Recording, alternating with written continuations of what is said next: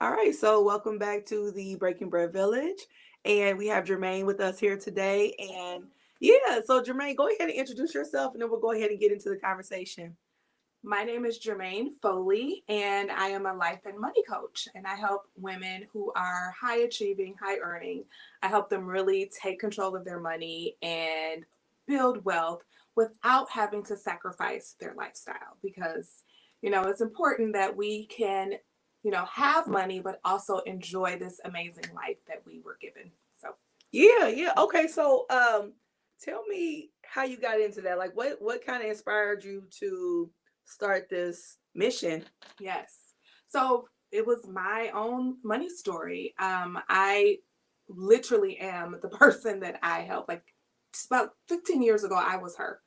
And so I had done everything right. I had gone to college, I had gotten my degree, was making the money, married, we combined our incomes, we were doing Hmm. amazing, but we always found ourselves wondering where all of our money went, right? And we Mm-hmm. were kind of living in the extreme of we make good money, we're going to enjoy our life. Sure. And we didn't really know, and I guess I should say I didn't know that you can reconcile the two Mm. of enjoying life, but still making sure that you're building wealth and creating generational wealth for your children and for those that are going to come even after them. So once I figured it out that like you didn't have to live in either extreme, Mm. because a lot of the personal finance gurus, they're always telling us what we shouldn't do.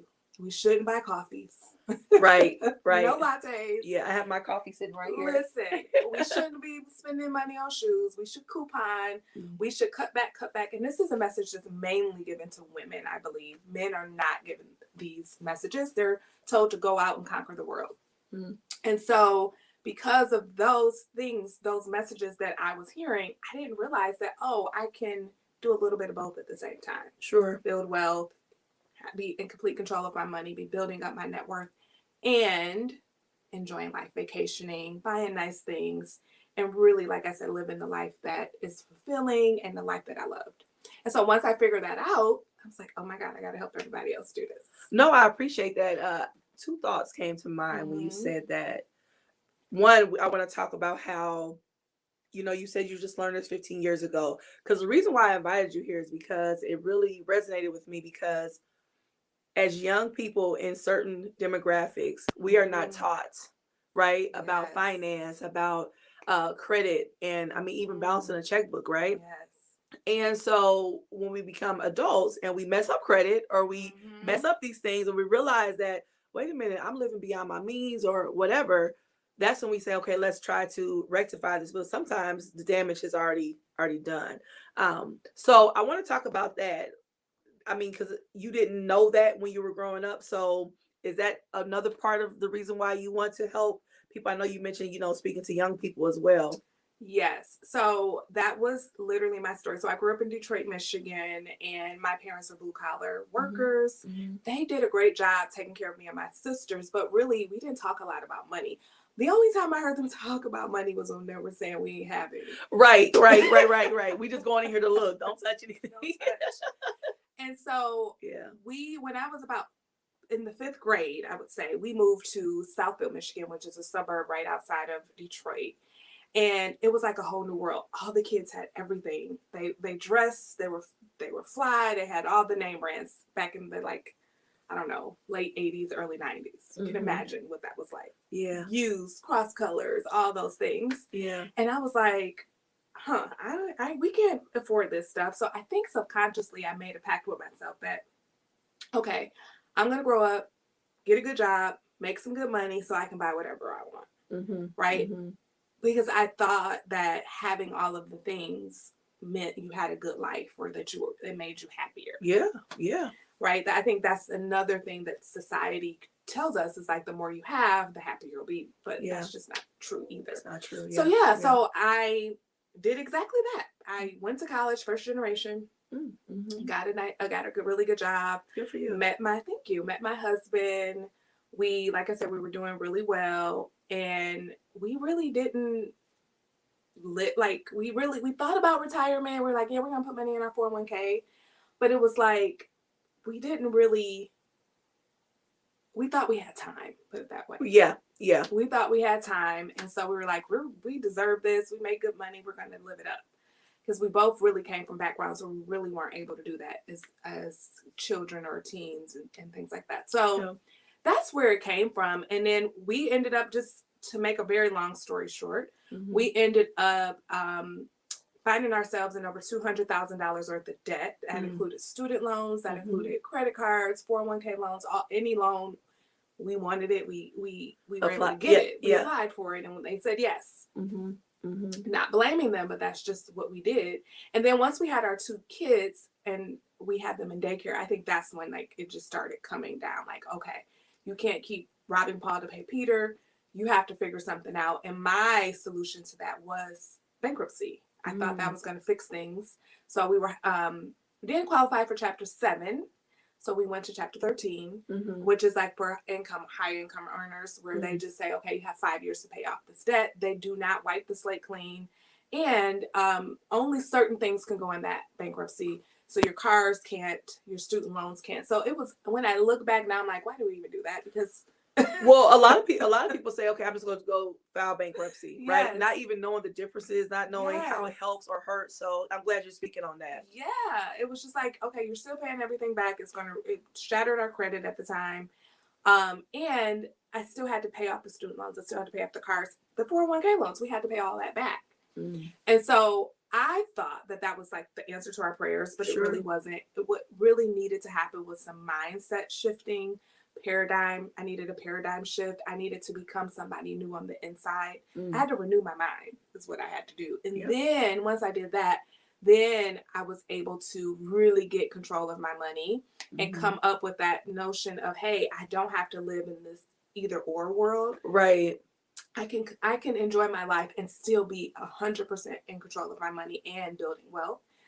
So yeah, that's how it happened. So chapter 13 is for 5 years.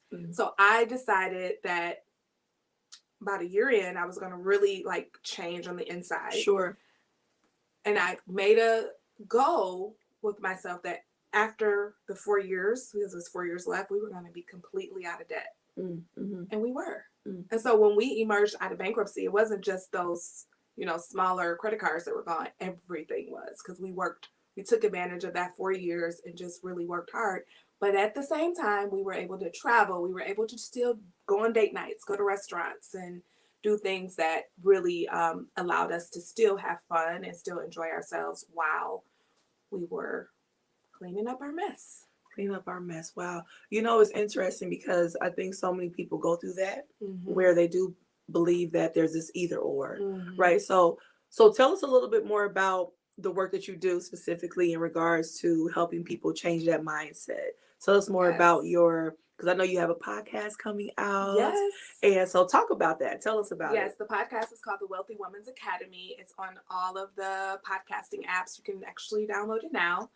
But yes, so right now, okay, so let me go back to when I first figured out how to do this. I was like, I got to tell everybody. I have to help everybody. And I did. And I was telling them, okay, you got to do this. You got to do this. You got to do this. Almost like do this, then do this, then do this, and you'll get this result, because that's what I did. But when they would do it, it would last for maybe a month, maybe 2, and then they would revert back. And I'm like, okay, why is this not sticking? Right. And then I had the realization, because you're telling them what to do, you're not helping them have those mindset shifts that you had. And so that's what made me go and really get tools around thinking and feeling and behaving. Like, how do I help people to have those kinds of transformations? And that's when I went to get my certification as a life coach, so that I can combine all of that money knowledge that I now have, and all those strategies that, because you still have to do things, but when you do it with a different mindset, then it sticks versus with anything, right? Like weight loss or just anything, right? We have to change, because that's everybody knows how to lose weight. Everybody knows how to do these things, and we know the things, but it's the mindset change. So how did that empower your life? Like, how did that, helping other people is a beautiful thing. What satisfaction have you gotten out of that? Like the reward? It is the most rewarding thing when you have a client that comes to you and they're confused and they're scared, And then like after working with me for a few months, because it's not a quick fix, right? Sure. This is Yeah. something that, at first I thought that would scare people away, but honestly, like it's not something that we're going to fix overnight. You didn't create it overnight. We're not going to fix it overnight. Yeah. So let's Yeah. just be real. It's going to take you some time. Yeah. But once they like stick with it and they get it and then they see the results, Yeah. it's the most satisfying thing for me because just it's like, okay, I know that God took me on that journey, Yeah. not just for me and my family, but to help other women, especially who are just like I was. Yeah, yeah. Talk a little bit more about why it's so important to help women specifically. Because I know you mentioned that, there's different language that is given to women as opposed to men. Yes. Talk a little bit more about that. Yes, I do believe that there is this language out there that's really telling women to be more responsible with money, be more frugal, save. I do believe we need to save, but what about investing? What about making more? What about going out into the world and living out your passions and creating a life with more money? Like I want women to know that they don't just have to conserve, they can actually go out and create. And I think it's important to tell women, like, you can be in control of your money. Like, yes, even if you're married, it's okay that you guys combine your money and all that, but you need to be involved. You need to know what's going on. God forbid something happens to your mate, or if he just decides that he wants to not do what's right, you are still good. Yeah. Right? Yeah. And so I think it's really important that women just kind of empower themselves to be financially secure, to have money, to have access to money, and just know that like you are in control and you have what it takes to make it happen. You're not bad with money. You can figure it out. All of us can, because that's another thing I had to change about myself. I just thought that because of where I came from, that it was just my lot in life to just struggle with money. A lot of people have that mindset. A lot of people have that because that's what they see, right? So we believe what we see. Yes. And if you're not a dreamer, if you can't visualize or be that visionary, right? You will believe only what you see. So talk more about that because I think that's important. Yeah. Yeah, I literally and when I think back at it, it was really just like this stuck point in my mind. Like, this is just my life. Like, I live paycheck to paycheck.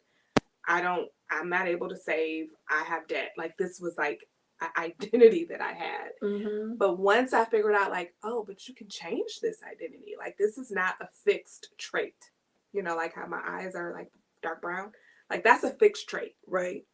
But the way I was with money was not. Yeah. And just to know, like, you can change any situation like that. Like, just like you mentioned weight loss, like you can change anything that you don't like that's in your life, relationships, careers, financial statuses, like all of that is something that you can change. And so I did believe that that was like just who I was. And so to help other women understand that, no, like, I know that's what a lot of people think, to help them understand that, no, this is something that you can actually change. And no, you're not bad with money. You just have some habits. You're just living a life that you've lived, rinse and repeat years and years. And so if you want something different, you just have to start thinking a little differently and start behaving differently. And you can create a totally different lifestyle for yourself. Yeah. And those habits, right? As you talked about. And that mindset. Mindset is so important in life, period. Yes. Especially if you want to see change in your life. So can you talk a little bit more about the commitment that goes into this? Because, it's always funny. I always think about when I see those memes that shows like, even when you're doing like spiritual work or, work on the inside of yourself, and they show, like this person smiling and say, this is what you think it looks like. But this is what it really looks like. And somebody, you crying and sweating and, it gets ugly, right? And changing your whole way of life takes commitment. What does that look like? And I don't want you to give all the nuggets because I want people to come to you and kind of go on this journey. But tell us how some of those beginning steps, that commitment looks as far as change. So one of the first things I do with my clients is, so I have a program. It's called the Wealthy Woman's Academy. It's a group coaching program where I literally support women for an entire year on this journey. So I give them a whole year.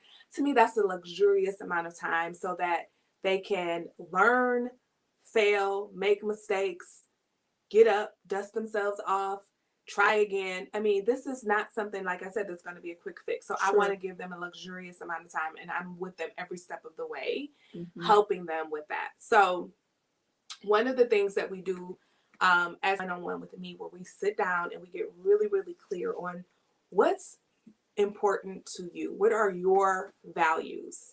And once we kind of get those values, then we also say, okay, that's the enjoying life piece, Mm-hmm. right? Because Mm-hmm. remember, you want to build wealth and enjoy life. Mm-hmm. So your values can be anything from travel to financial security to family happiness. I mean, there's so many of them you can have. Appearance. And we kind of narrow it down because at the end of the day, we don't want to do everything at one time, but we do want to have, you know, maybe a couple that we're actually living out, and we're using our money to make sure that those values are being fulfilled. Yeah. And then the second piece of that is, okay, now let's talk about your financial goals. Where do you want to, like, what's the first goal you want to hit? Then what's the second? And then we kind of prioritize those. Mm-hmm. And then from there, I really help them to create a plan that will allow them to actually do both of those things. And I have a process I call the Wealthy Woman's Process, where, you know, the first thing is really getting those goals down packed. Sure. And then I teach them how to create plans for their money every single month. We don't do strict budgets. I tell my clients to have a date with your money at the end of every month and decide intentionally and ahead of time what you're going to do with your money next month. Mm-hmm. And then follow through with what you said. That's the hard part. Yeah, the follow through. Yes, yeah. That is the hard part, and that is the beauty of coaching. And that's why part of the program, every single week you get on a Zoom. So I work with people all over. Yeah. And we coach on, okay, how are you doing? Are you following your plan? Why or why not? Is it too strict? Okay, if it's not too strict and it's, you know, doable for you, sure, why aren't you? And it's just your brain really wanting you to do what you've always done before. Yeah. And you're trying to do something different. And so we coach on that so that they can see themselves and start making that permanent change. And then if they do that, like if they have the goal, they create monthly plans aligned to their goals and values, their financial goals are inevitable. They will reach them. Mm-hmm. And once you reach that first one, it's time to go to the second one, and you just complete the process, and that becomes a way of life. Mm-hmm.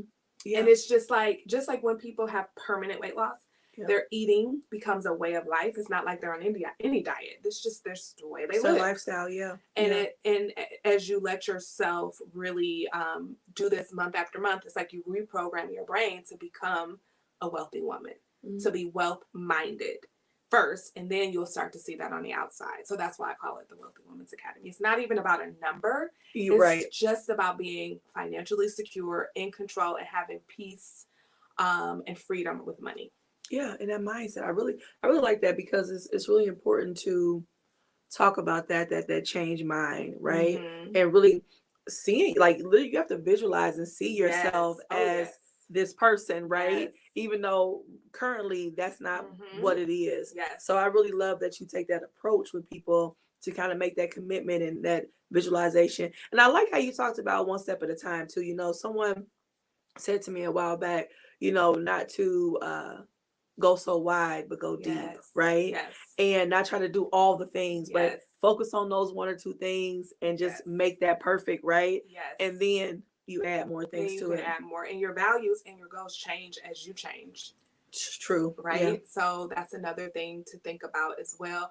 And I'm glad you talked about visualizing and dreaming. So one of the very first modules, because the Wealthy Woman's Academy is like an online portal, and there's that live component as well. Sure. So one of the first modules is all about dreaming again. So many of us have stopped dreaming. We think that our life is just the way it is, and that this is just how things are. But if we can really start imagining and envisioning what we want our life to be like, and then make that a reality.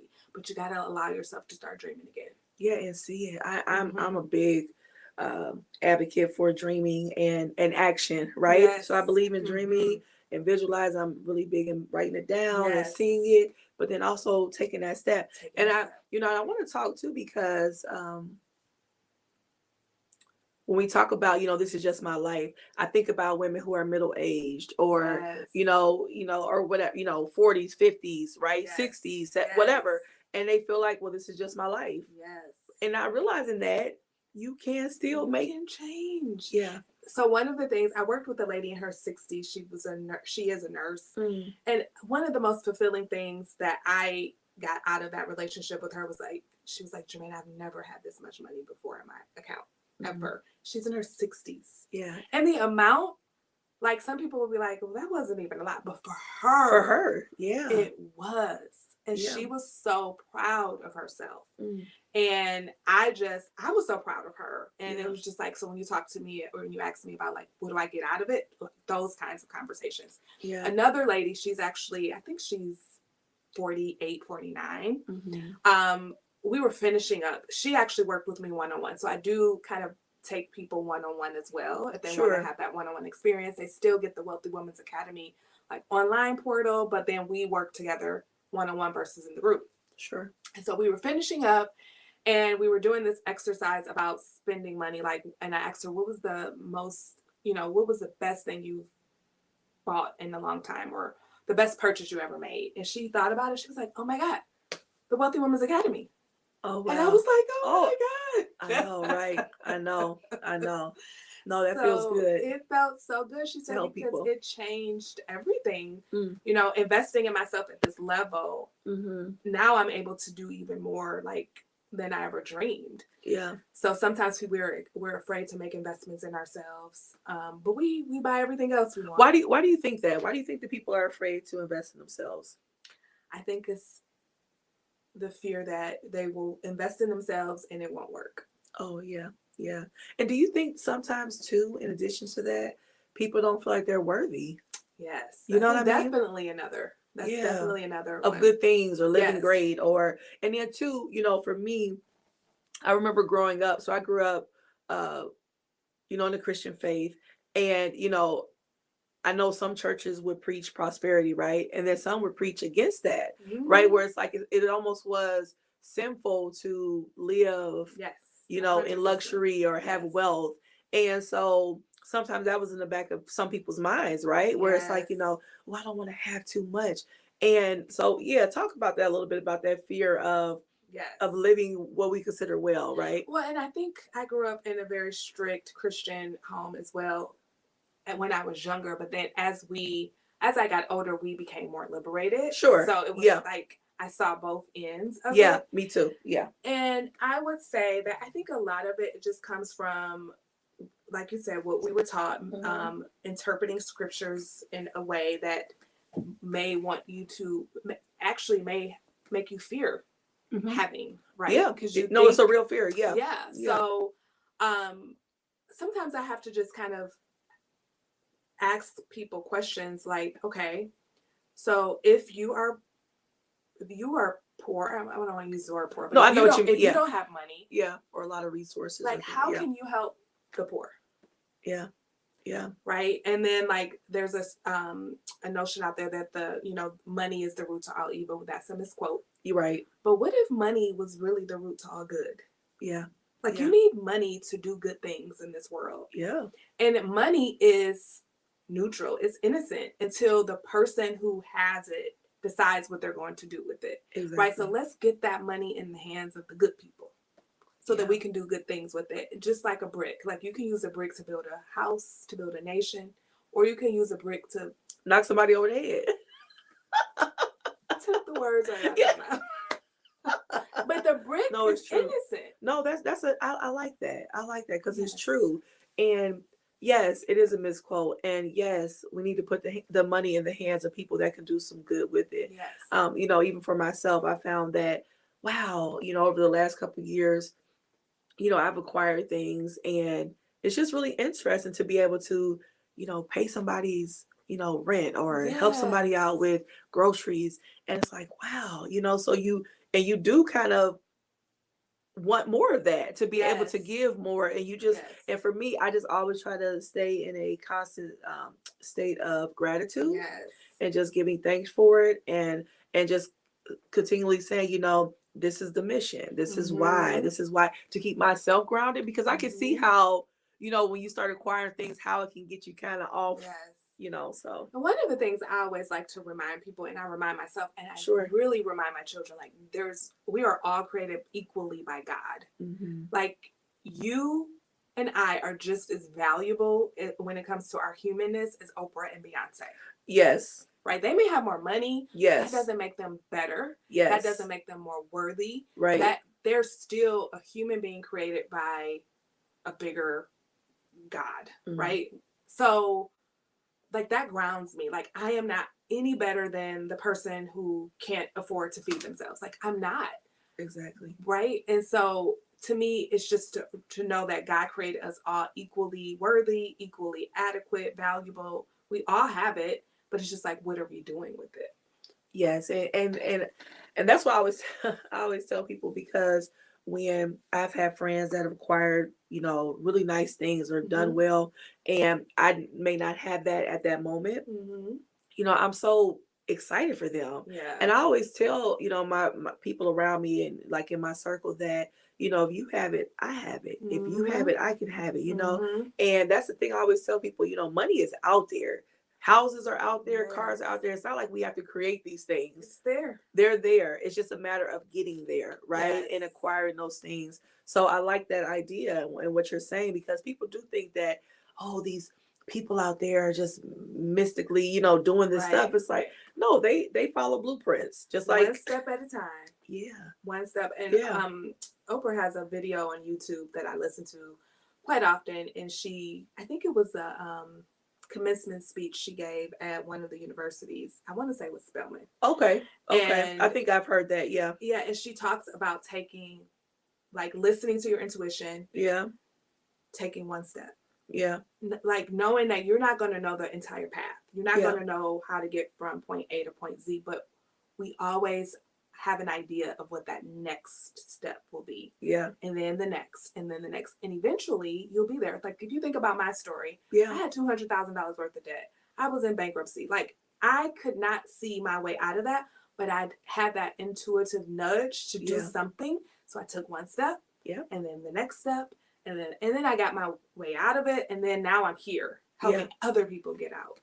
And that's the thing. That's also a part of that, and why you will continue to succeed is because you aren't gatekeeping that information. And I think that's also something that stifles us sometimes, right? Where it's like, okay, now I know what to do, but I'm not sharing it with others. Why? Why not share? Why not share? Yeah. So I appreciate you for doing that as well. And I also like the idea that people are not, I mean, they're paying you for a service, right? But they're also investing in accountability, right? And that partnership, because I think a lot of times it's hard to change, right? It's hard for us to change habits and whole cultures and ways of life.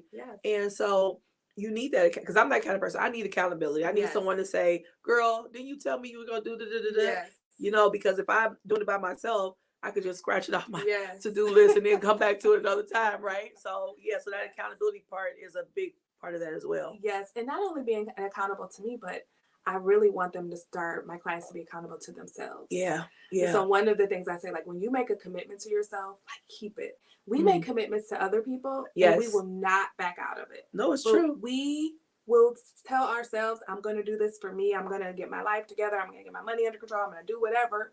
And then we don't keep our commitments to ourselves. So we lose the trust that we have with ourselves.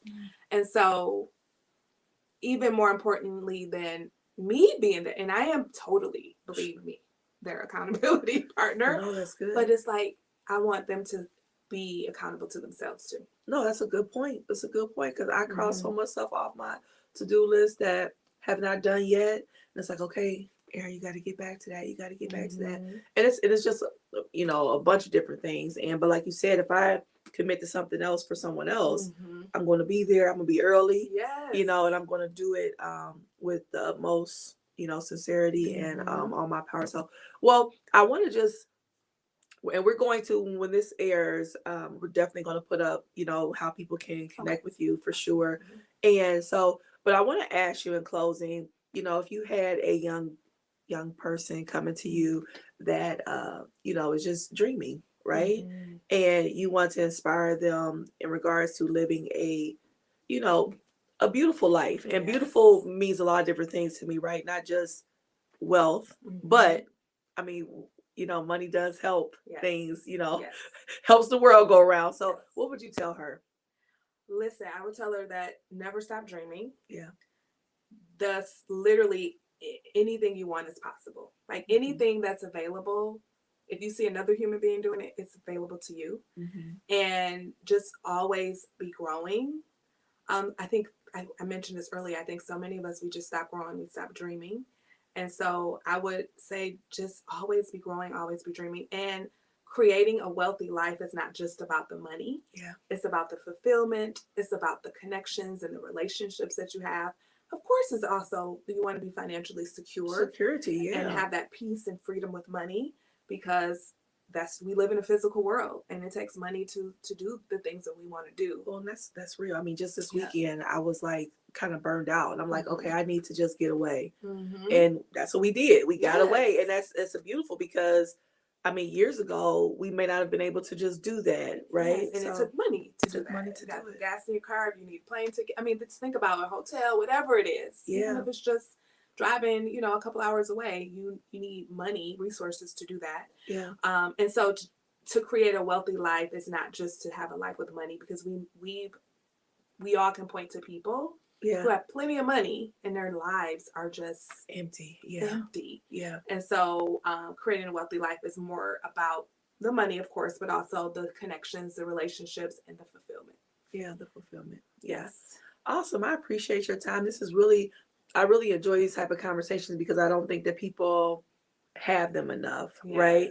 And in this thing where you don't have this fear of acquiring things. And I'm not a person that needs like tons of stuff, right? But I do like to what people consider, change the weather. Like if I want to go somewhere, or if I want to see something different, if it's snowy here, I want to be able to get on a plane and go somewhere, and that helps my self-care, right?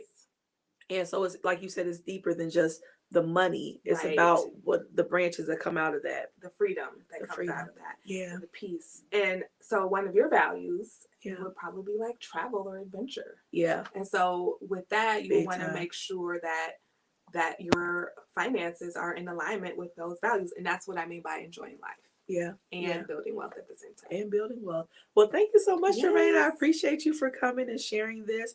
And I hope some more people connect with you, because you're doing wonderful things. So thank you. Thank you. All right. Take care.